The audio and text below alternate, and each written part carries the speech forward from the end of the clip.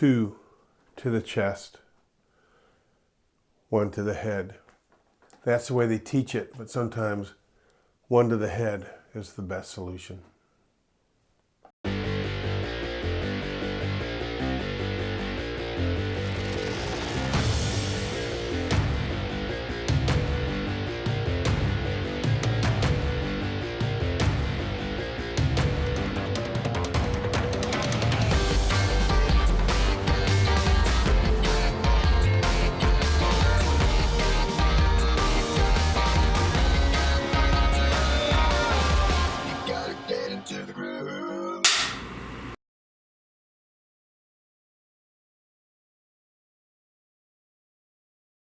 There were 2 tragedies over the last few days.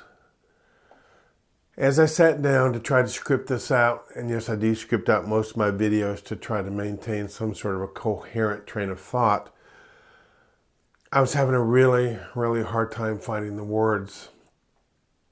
I was horrified and filled with anxiety as I wrote this, because these are the sort of things that are happening across America today and across the world. So if this seems a little bit jilted, a little bit off kilter, that's why. And also I have a bubbling sense of anger inside, and I'm trying to tamp that down. Now, one of these tragedies involved a lunatic going into a home where a Hanukkah celebration was being held and trying to kill people with machete. This was an obvious hate crime, and it will likely be prosecuted as such.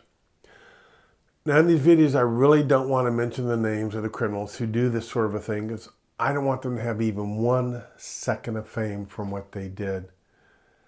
This person entered the house of a rabbi during a Hanukkah celebration and cut at least 5 people, 2 of them seriously. At least 1 of them remains in critical shape. This occurred in Monsey, New York, and it is only one of several incidents targeting people of the Jewish faith over the last few weeks. In one instance, a man who is dressed in traditional garb, an easy target, was punched in the face as he walked down the street. There was also the shooting at a kosher grocery store in New Jersey during the 2nd week of December. It leaves me horrified and almost speechless. You have to understand, it wasn't until much later in my adult life that I even started to understand the importance of the Jewish people and the Jewish faith. To put it simply, Jesus was a Jew, and the Jews were, and they still are, the apple of God's eye. We are all, each and every one of us, descendants from the house of Abraham. Mayor de Blasio has been getting ripped for his lack of leadership, and since when is that anything new? He's getting ripped for his lack of leadership when it comes to these hate crimes, as is Governor Cuomo. The Republican Jewish Coalition denounced the leadership of New York in a Twitter post. You know, it would seem that the mayor and the governor are quick to mouth the proper condolences, but slow to enact any meaningful change. Leave it to their spineless mayor to quickly take this horrific event and to try to lay the blame at the feet of President Trump. I quote, "An atmosphere of hate has been developing in this country over the last few years. A lot of it is emanating from Washington, and it's having an effect on all of us." End quote. What garbage. What a self-serving attempt to deflect blame from where it lives onto someone who has been doing more for the Jewish people and for the state of Israel than any other president in American history. Then, this past Sunday, and closer to home, there was a shooting at the West Freeway Church of Christ in White Settlement, Texas. A gunman walked in and opened fire with a shotgun. He managed to kill 2 people. Within 6 seconds of the killer opening fire, a member of the church security team pulled his weapon and put a hole in the head of the gunman. He did not waste 2 to the chest. He went for the instant kill shot. For those of you not familiar with how we're taught to confront an active shooter, The conventional wisdom is you aim for dead center mass. That's the area that contains the heart and the lungs. You aim for dead center mass, or DCM, because it's a pretty good sized target and you have a better chance of hitting it. You double tap. One of the problems with hitting someone dead center mass is that they often don't know that they're hit, and they don't know that they're possibly dying, at least not right away. They're so hopped up on adrenaline that they power on through and they keep trying to kill people. That's where the shot to the cranium comes in. If you completely disrupt the central nervous system, then the killer will lay down and die. Dan Bongino, one of my favorite YouTube podcasters and a retired Secret Service agent, made somewhat of a big deal about being trained to go dead center mass and not for the headshot. Jack Wilson, the head of the church security team, was the man who took the shot.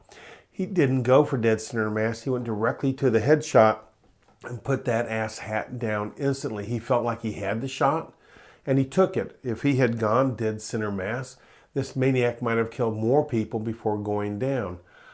I understand where Mr. Bongino is coming from, because I've seen the videos of shootouts where the police fired dozens of bullets, literally dozens of bullets, and never once hit the bad guy or bad guys or even their car. In the heat and the adrenaline of the moment, things kind of go sideways. Oftentimes, if they did achieve a hit on dead center mass, the bullets encountered body armor and it didn't end the fight. If you recall the North Hollywood bank shootout 22 years ago, that shootout was very prolonged because the robbers were wearing neck to ankle body armor. They were hit several times, but they shook it off. A similar scenario happened in Miami in 1986, where law enforcement found themselves woefully outgunned and under-armored. This particular incident is what convinced law enforcement that they couldn't protect themselves with their shiny little 38 police specials and the grace of God. In such a charged situation as the one Mr. Wilson faced in Texas on Sunday, you experience a fight or flight scenario in which you're pumped full of adrenaline and you have to make a choice to flee or to stand your ground. In that moment, everything changes. Your field of vision narrows down so that you can better visualize the threat. Your hearing seems to go into a protective mode and everything becomes muffled. Even the gunshots coming from your weapon. Your gut ceases to try to digest anything. You don't see left and you don't see right. You see straight ahead of you. And many a sheepdog have been killed because they didn't see the other bad guys outside of the focus of their narrowed field of vision. When we practice for this, we practice turning to check our 360 rather than staying focused on what is in front of us.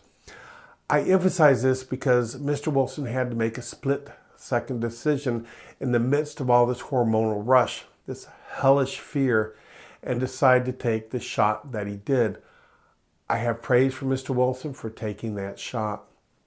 Also, Mr. Bongino emphasizes that the police do not shoot to kill, no matter what the press try to make it seem like. He states that their goal is to stop the bad actor, and honestly, this is where sheepdogs outside of law enforcement differ. Our goal is to completely neutralize the bad guy, not to injure him.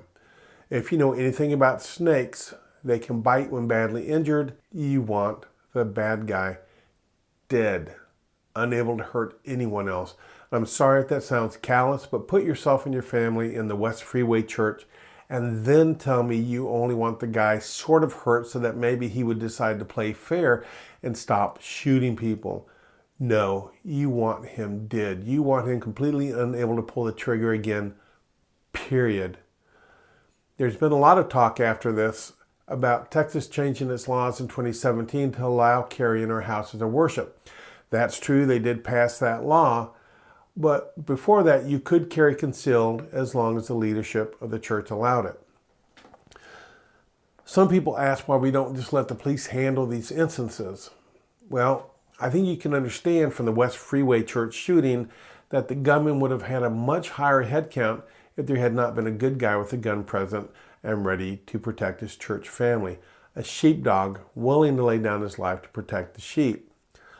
I've been on the security team in 3 different churches. At one church I attended, which I'll not name, we did hire off-duty police officers. One would show up in uniform and would stay in the lobby. Now, understand, I'm not knocking this. His or her presence in the lobby would serve as the first deterrent against someone looking to do bad things.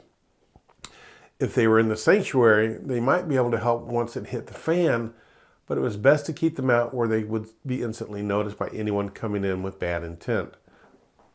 As far as the sanctuary detail went, there were always at least 5 of us that were sitting in different parts of the church, as well as scattered throughout the church, especially protecting the nursery and the kids' church. I would station myself in the balcony, a crow's nest sort of approach.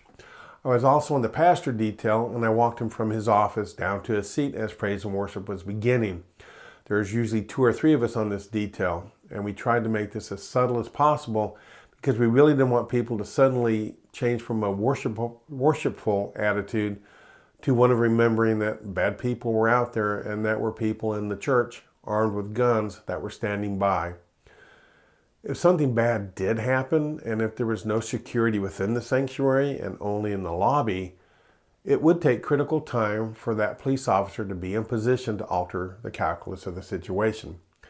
However, having a trained security team working in tandem with this officer placed in strategic positions allows a much more rapid response. This is what happened in the West Freeway Church of Christ. Lastly, leave it to Beto O'Rourke to take this tragedy and to try to push his anti-gun agenda. Do you remember his recent vow? Yes, we will take your AR-15s. That Beto? He almost immediately tweeted, and I quote, "Clearly, what we are doing in Texas, what we are doing in this country when it comes to guns is not working," end quote. So if he means that the existing laws on the books are not being enforced properly, then that's true. If he means that this church should have been a gun-free zone where this asshat could have enjoyed a safe shooting spree, then he's wrong. It is the one thing that these clowns in politics never seem to understand, or that they refuse to understand, or they just don't want to understand. It's not the millions of Americans who enjoy their rights to legally carry concealed that are the danger. It's people like Beto that want them to bow down in front of their executioner while waiting to be beheaded. If you value your Second Amendment rights, you better be sitting up and paying attention right now. If you're sick and tired of the NRA, like I presently am, then there are plenty of other gun lobby groups that could use a few bucks tossed their way. Try the Gun Owners of America and the Second Amendment Foundation. Both are doing a magnificent job. I know this was lengthy, and if you got all the way through it, then I'm very grateful. I do have a strong feeling about gun rights, and it will come out from time to time, although YouTube will probably take some action against me. As I'm not big enough to be demonetized, I guess I need to worry about being deplatformed. In the meantime, please hit the like button if you liked it, and sub if you're not, and ring that bell so that you will know when new content comes out. Most of all, please consider sharing this video. Try to have a great conservative day.